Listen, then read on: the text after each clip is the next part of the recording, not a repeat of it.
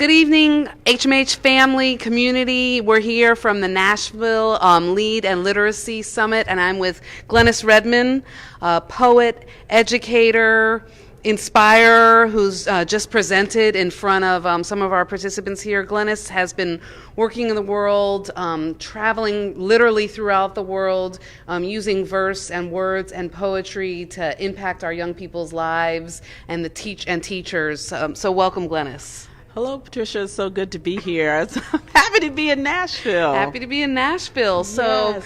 I just wanted people to... I wanted to share a little bit of your story, and I'm curious to sort of start with the beginning. Why poetry? Why is poetry your genre?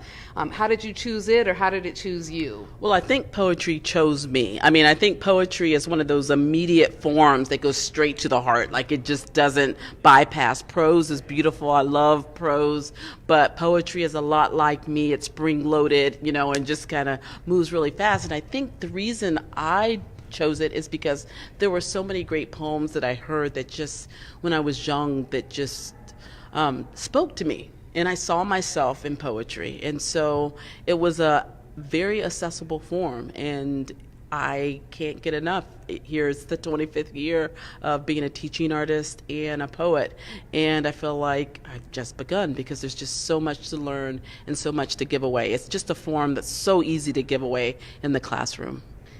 So it found you. You found so many poems that have spoken to you, but we just did a session that talked about poetry as mirrors, or finding that poem, finding that piece of text that really resonates with students. Can you talk a little bit about the importance of making sure that we put poems or literature in front of students that resonate with them? Exactly. I was telling the group today is that, like, Ramona the Pest was my girl, because she was just like me, a hot mess. And I loved that I could read someone who wasn't quote unquote perfect.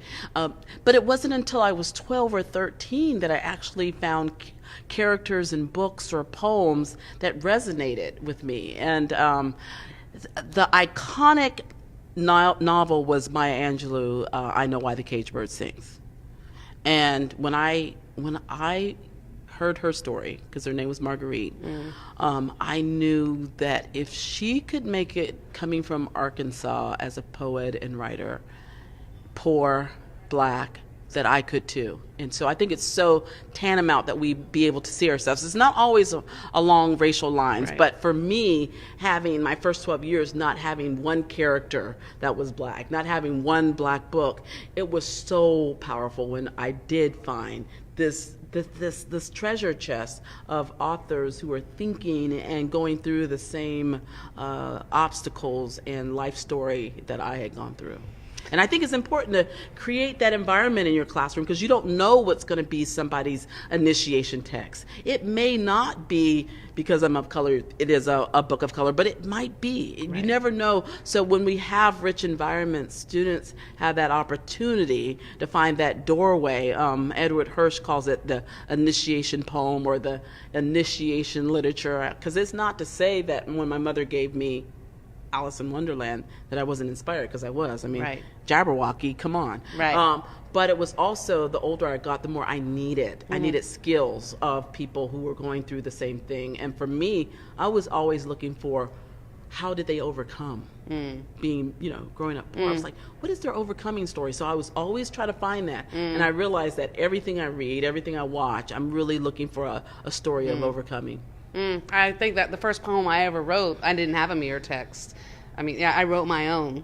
I wrote about my parents' divorce, actually, and my 9th grade English teacher found it crumbled in the back of my desk, and she called me in. I don't even know if I've ever told you this before. No, and she said, Patty, Facebook world, Patty, are you okay? And you can write.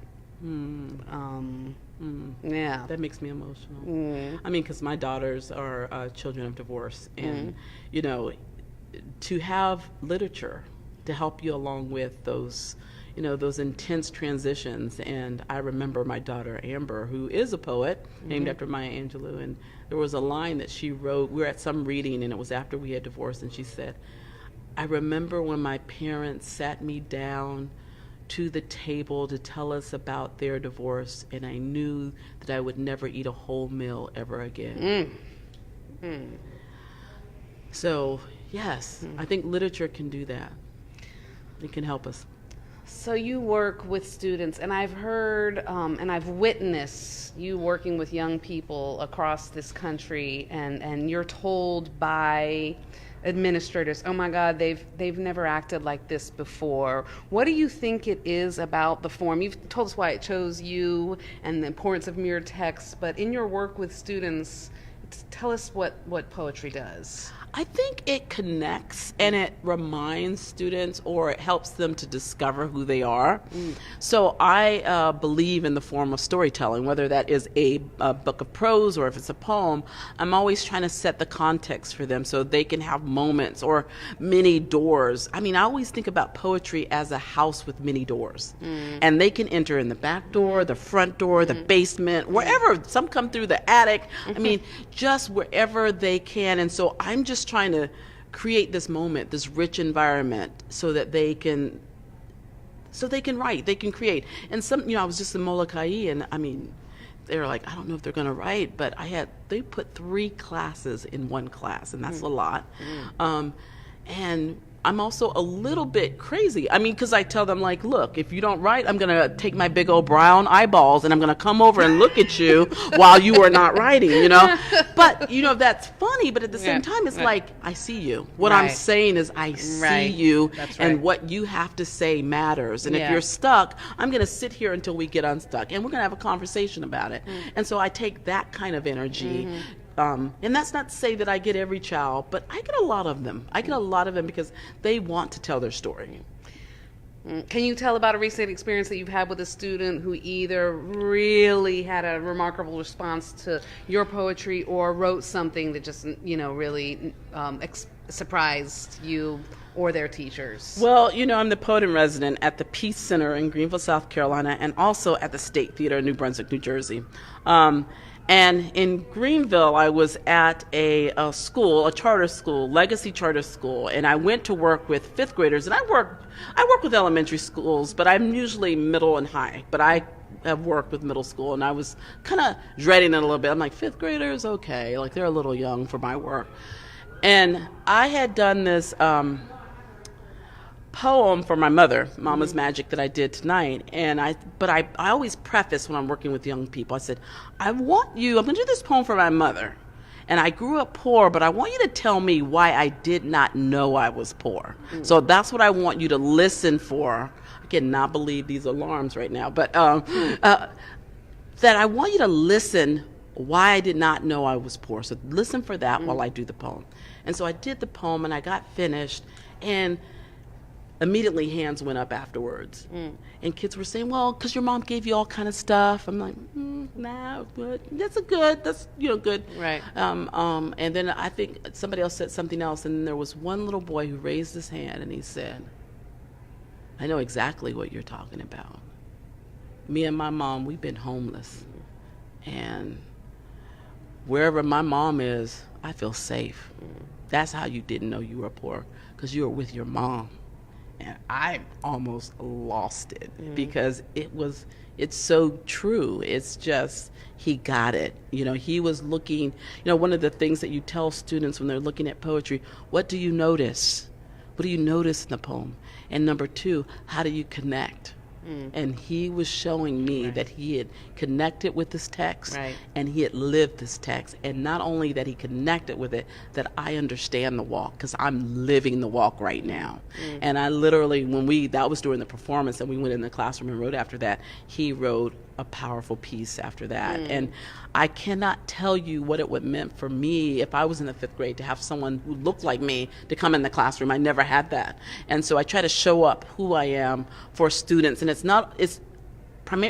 Black students they kind of find me as a mentor text, a walking, but it's all kids who are others who feel disenfranchised with poetry. Yes, I'm, this or I'm that. And they feel the liberty to come up and share their story, which is what I want them to do. I want to connect with as many students as possible so that they can find themselves, not necessarily make them poets, but for them to find the poetry in their lives.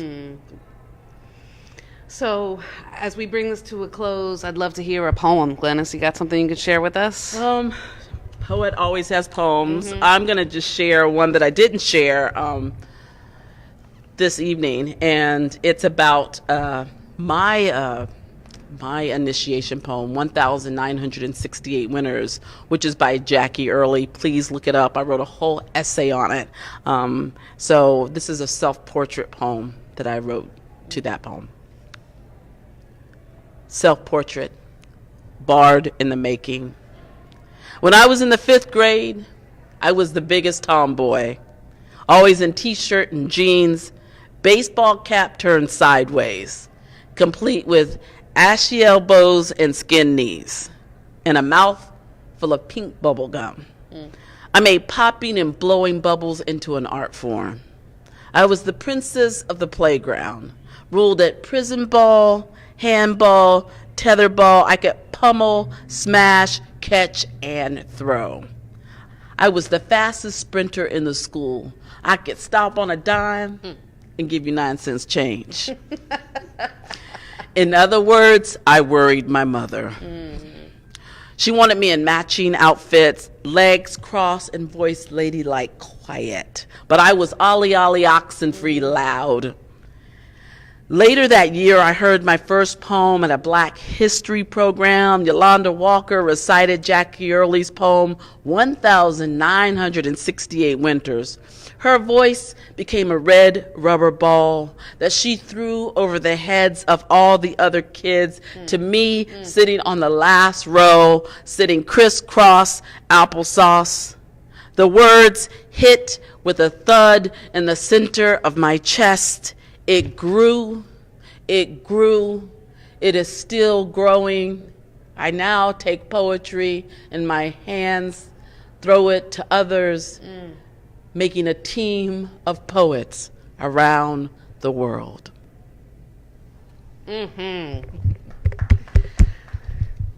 Glenis, you throw that ball every single day. And those of you out there in Facebook land, teaching children, impacting you, I'm going to leave you with these words.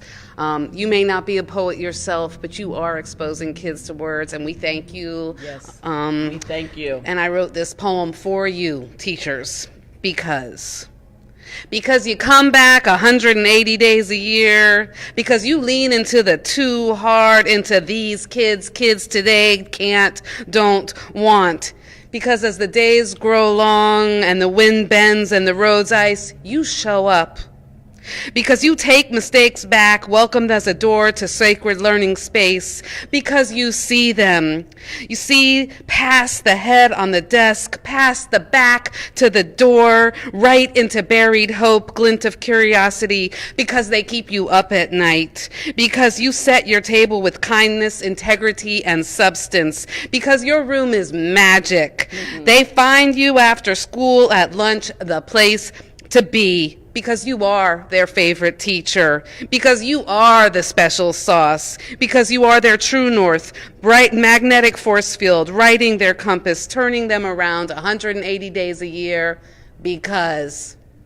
Thank y'all. That is beautiful. You are magic.